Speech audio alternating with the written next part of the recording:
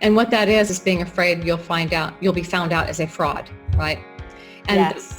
it's interestingly, actually, it's the highest achieving people who don't really trust their successes. Yeah, they're being afraid of being found out of a fraud, no matter how much they've accomplished in their lifetime. Leadership, it's an inside job. And this time, the inside job is based on confidence. I think confidence is the secret sauce for just about every aspect of leadership, whether it's self-leadership or leadership of others.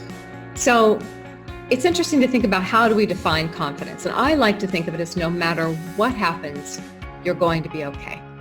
You're going to be able to handle it. If you think about confidence that way, often what happens with imposter syndrome is I encourage them to make the longest list possible of all that they've achieved in their life and in their life and their career, and put it on the paper. I don't get it back from them until it's 4, 5, 6 pages long. I want them to see line by line, word by word. If it comes back with a few things, I'll say, I know that's not long enough. I'm going to challenge you on that front. I want you to come back and give me the longest list possible that you can. And sometimes just seeing it on paper helps them see it objectively. The second thing, again, I would ask them to look at their underlying beliefs and thoughts around what's going on. What are the beliefs that are not serving them? Because our behaviors are just a reflection of our beliefs.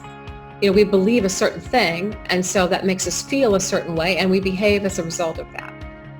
And sometimes those beliefs are actually old beliefs. They're beliefs that go way back to maybe when we were younger, children, or even when we first started into our work world.